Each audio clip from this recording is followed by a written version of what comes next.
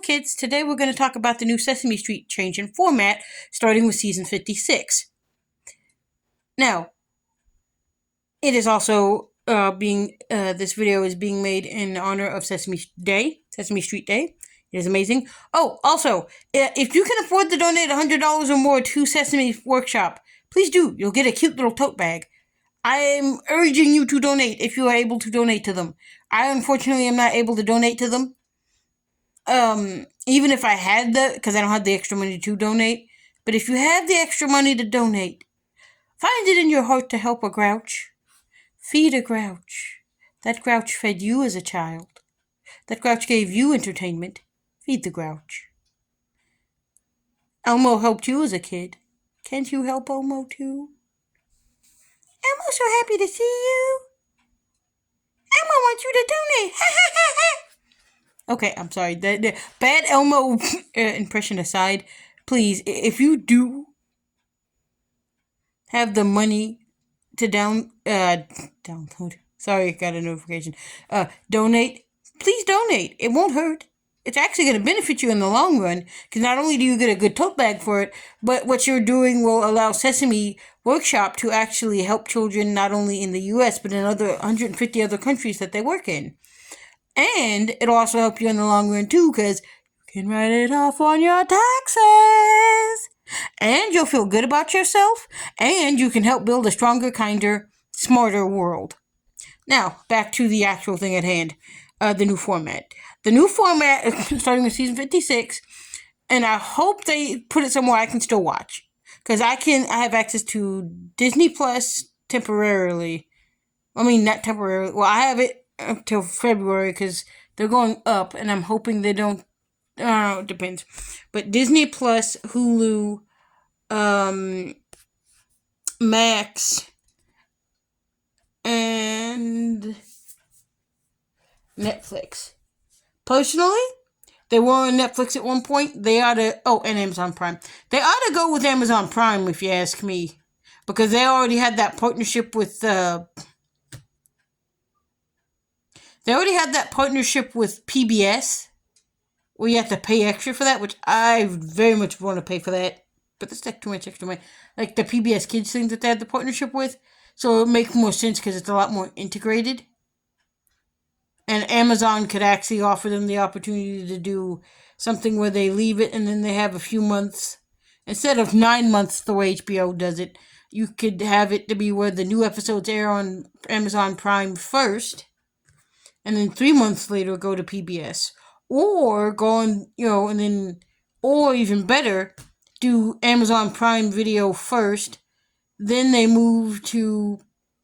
After a month, they go to the PBS Kids streaming service that you pay for, the subscription service, and then after a month, it ends up on PBS Kids, like actually on your local PBS station.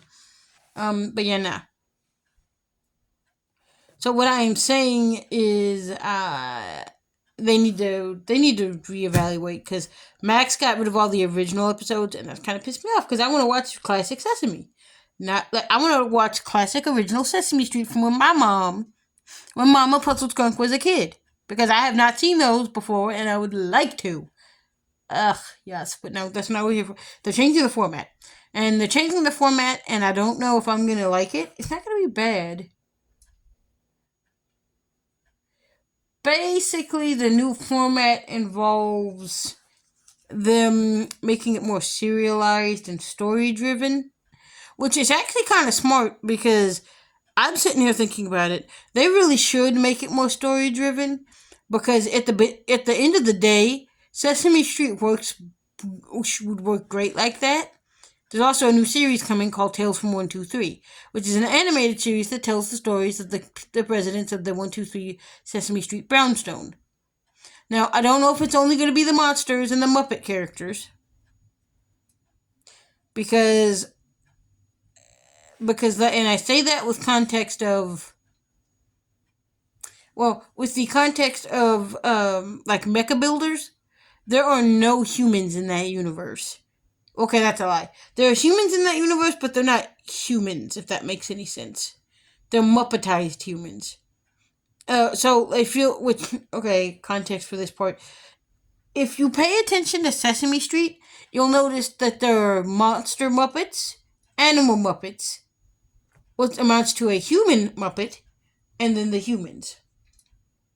An example of an animal Muppet would be like Kermit the Frog or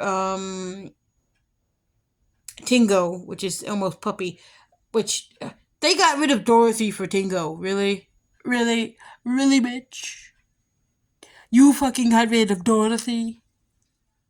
I replaced him. We replaced her. What? No. And they replaced Elmo. Okay, but with Elmo the musical. Okay, although in the case of Elmo the musical, which I think they ever did that and put Elmo's voice back. I don't remember. But in the case of Elmo the musical, I'm not mad about that part because that part makes sense.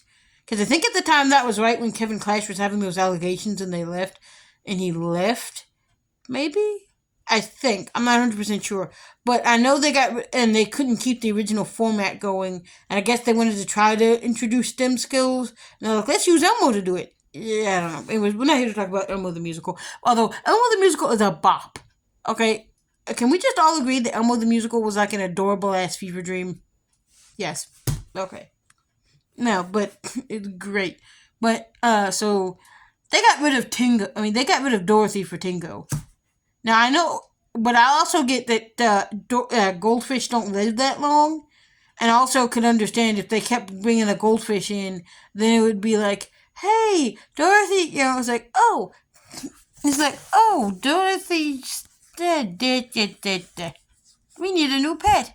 I get them wanting to get rid of Dorothy. It made sense in the long run because, like, goldfish don't last forever. And if you constantly replace the goldfish, parents are going to have to explain to their kids, Dorothy it's like, Mommy, why did Dorothy not die? My goldfish died. I want my goldfish. And then parents would have to explain, Dorothy is a magical being that can never be killed. I think you'd have problems and shit. So, I mean, I get them getting rid of Dorothy. I don't know. It's just, we're not here to talk about that. Or Tingo, even though Tingo's adorable, I love him. Yeah, but no, I was just using Tingo as the example for an animal Muppet. And it kind of went off the rails. I'm sorry.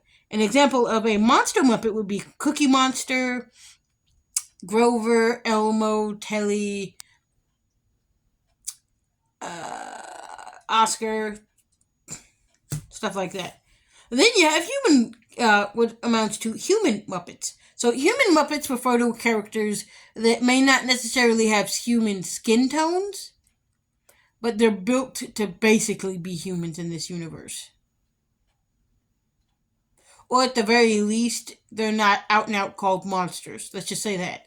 Because to some degree they could technically be considered monsters, but they're not. I don't know, it's kind of as gray area. Like, I'm calling them human Muppets, but they could just be monsters and they're not called monsters because they don't look like the other monsters. So, examples of human Muppets. My favorite, Julia, Prairie Dawn, Julia's brother, Julia's mom, Julia's dad, Guy Smiley, and characters like that. And then you have the Count.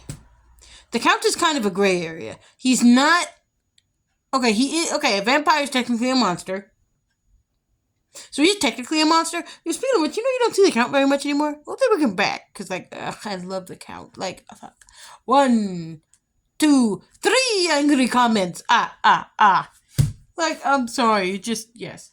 But also no, because, I don't know. It's just... The Count's kind of a mixed bag. He's like favorite character, but also like, oh my god, no.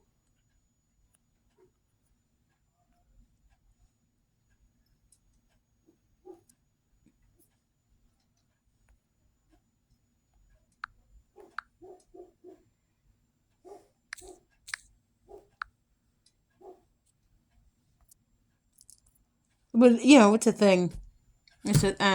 But so the new format, it's not going to be bad. I'm actually excited for it. Because they kind of need to change the format. Because there is shit out there like Coco Melon ruining it for the rest of us. Because Coco Melon is out here trying to, taking over everything and making everybody go, well, look, this is how children's content should be. No, it shouldn't. Oh, look, we should make something like Paw Patrol that can sell toys. No. I don't think we should be making a show just to sell toys. I agree that that's okay, unless it's well. Backtrack here. Shows shouldn't be made to sell toys unless they're on Saturday morning and they involve Barbies or Decepticons. I'm just kidding. No. In all seriousness, I don't mind toys that shows that sell toys, but some of them go a little bit too far. Like case in point, Paw Patrol. They've had 2 fucking movies, and it's been going for like I don't know how long at this point.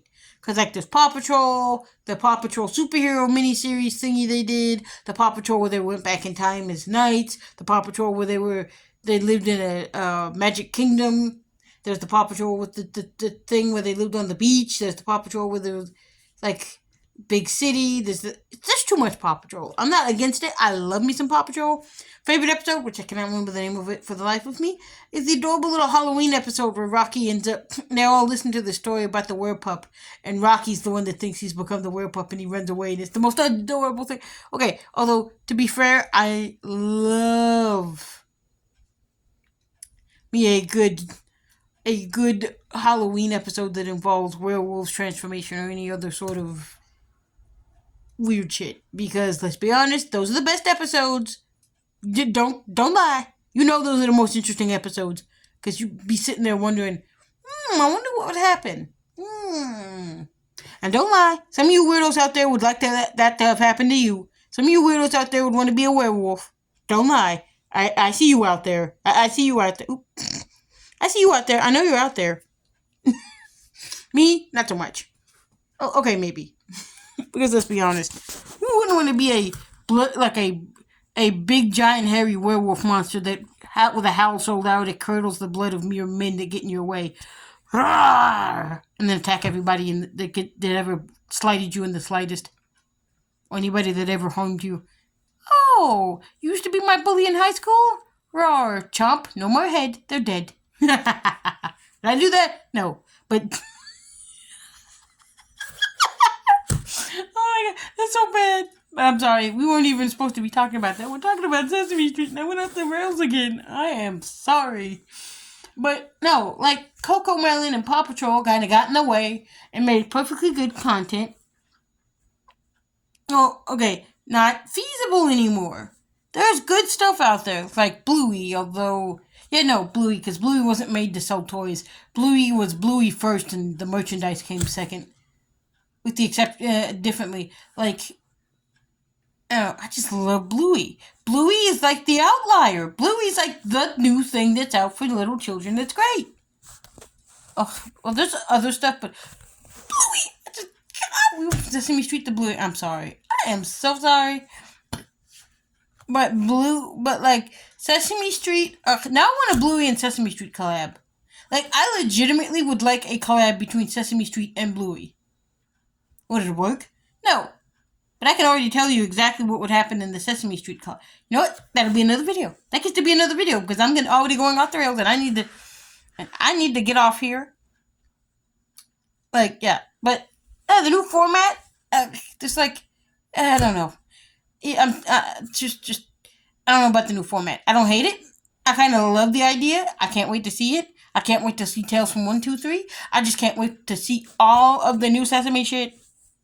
It's just, and the new merchandise, and oh my god, more Julia, please. Yes. Alright. Bye, y'all.